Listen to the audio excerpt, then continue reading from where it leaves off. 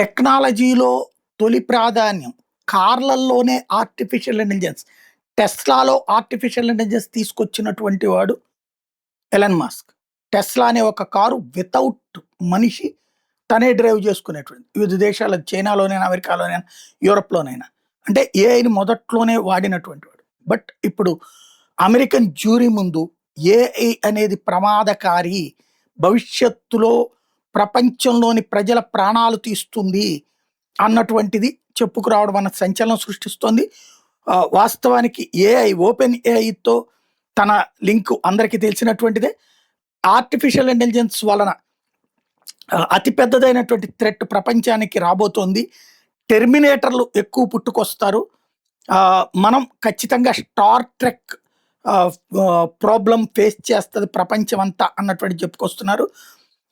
ఏదైతే artificial intelligence తనంతట తానే నిర్ణయాలు తీసుకునే పరిస్థితికి వెళ్ళిపోతుంది.